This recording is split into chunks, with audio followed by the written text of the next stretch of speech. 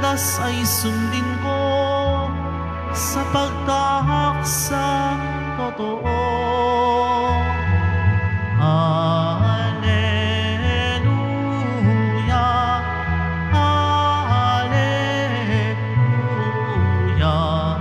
Alleluia, Alleluia.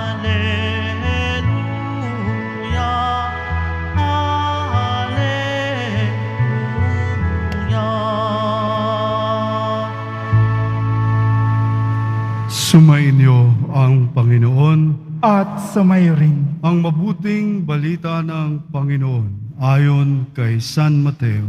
Papuri sa iyo, Panginoon.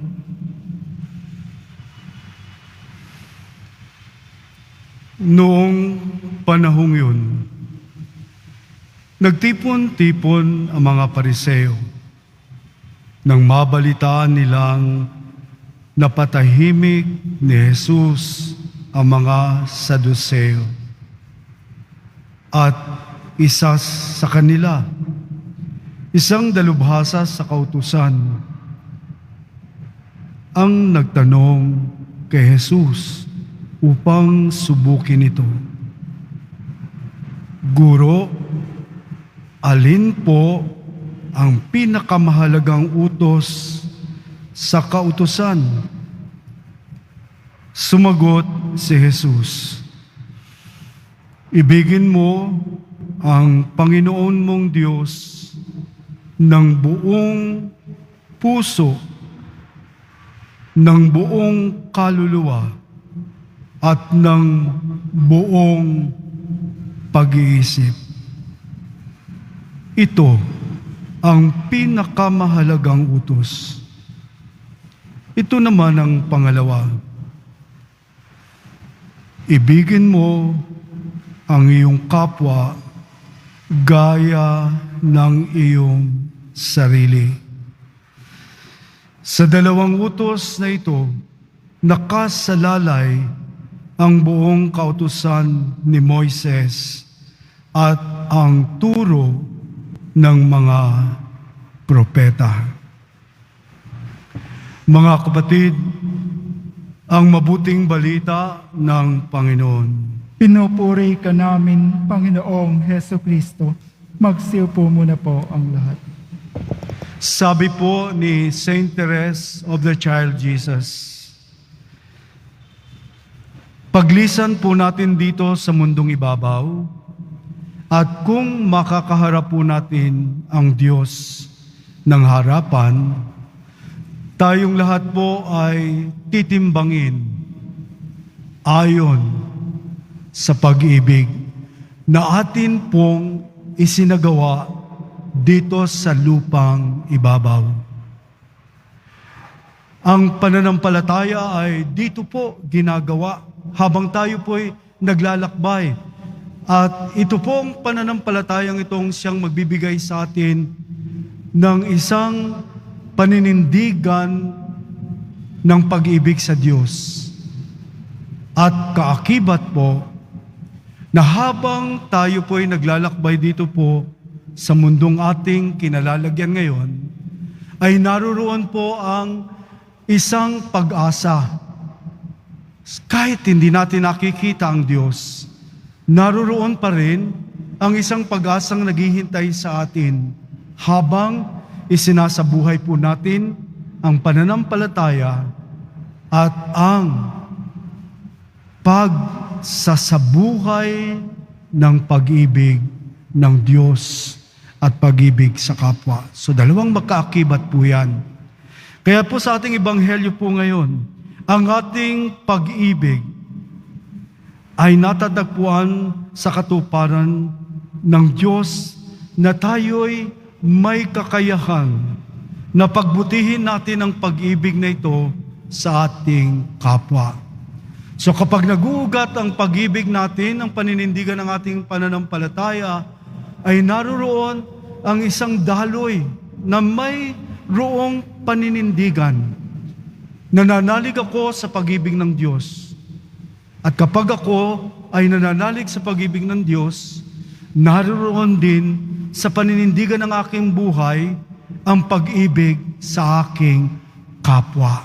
Yun po, dalawa. Ibig sabihin, hindi pwedeng iwaglit ang isa kasi walang kahulugan.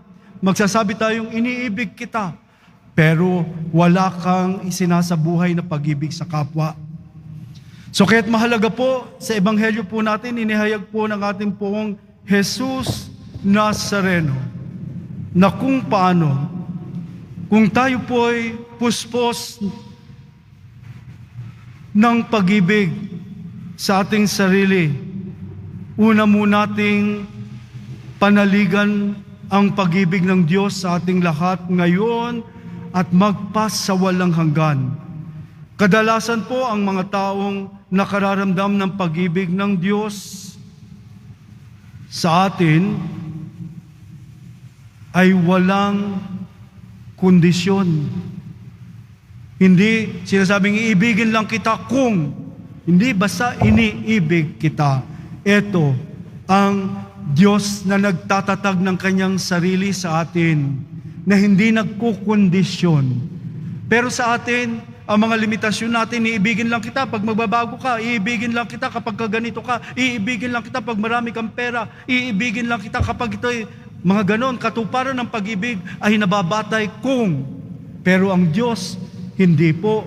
Kaya tinaanyayahan po tayong lahat ngayong gabi na ang pag-ibig ng Diyos ay maging buhay na daloy ng pagniningas na nagmumula sa kibuturan ng ating puso. Ibig sabihin, ang pananampalatayang ipinunla ng Diyos, ang pag-ibig na ipinunla niya ay magkaroon ng bisa sa ating buhay araw-araw. Kung paano ito ipadadaloy ng katuparan ng pag-ibig ng Diyos sa ating lahat.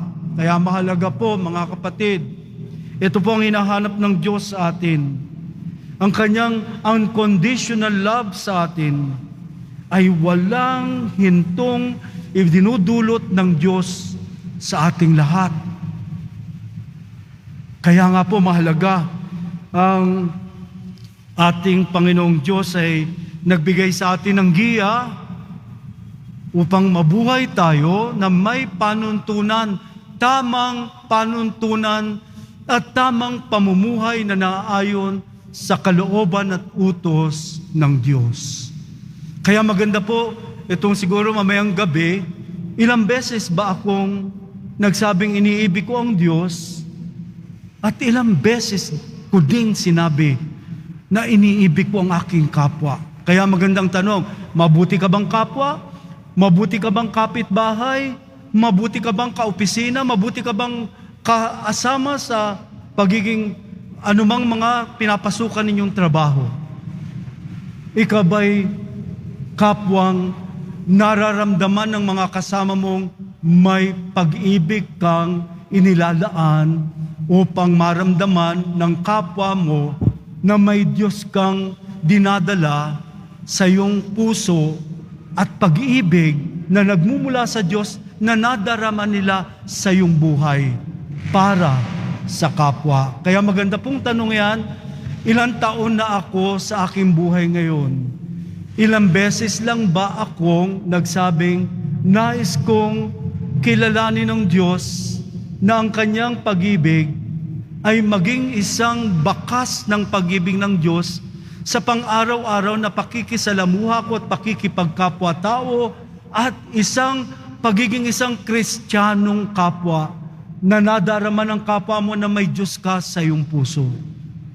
So tanungin po natin, mamayang gabi, Panginoon, liwanagan mo ako. Baka dasal lang ako ng dasal lang sa iyo, pero hindi ako nagsasabuhay, nagsasabalikat ng pag-ibig ng Diyos sa aking kapwa. Kasi tatanungin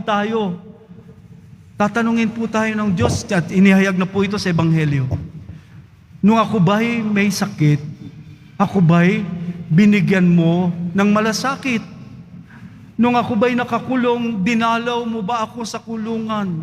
Nung ako'y nagugutom, inabutan mo ba ako kahit isang kapirasong tinapay? Nung ako'y nangangailangan ng tulong, ako ba'y iyong hinarap o ako'y pinagtaguan? So bahagi po ito, mga kapatid, ang Kristiyanong pamumuhay ay nagtataglay at naguugat sa pag-ibig ng Diyos. Kaya tatanungin tayo, paano ka umibig sa akin? Kayo lang po inibig ko, ay hindi, umalis ka dito. Hindi mo sinagawa ang pag-ibig ko sa kapwa. Naroroon ang poon, Jesus Nazareno sa kapwa. Kaya maganda po mag-examine ho, kasi hanggat yung sinasabi examination of conscience, ang aming pong tagapagtatag si San Ignacio de Loyola ng Society of Jesus ay meron pong 4 na pamamaraan ng pag-examine po ng konsyensya. Sa umaga, bago mag-alas 12, 11:45, manahimik ng 15 minutes at tanungin, naisagawa ko ba ang pag-ibig ng Diyos? Ako ba'y nakagawa ng masama sa aking kapwa? Ano ang mainisip kong masama? Ano ang binigkas kong masama sa aking mga labi? Ano ang mga damdamin kong mga galit sa aking kapwa? 11:45, hihingi ng tawad. Bago tumirik ang araw, ay nilala mo ang lahat ng dumaan sa iyo mula umaga hanggang pagdating ng alas 12. So pagdating naman po ng alas 6 ng hapon, quarter to 6, bago mag alas 6, examine of conscience.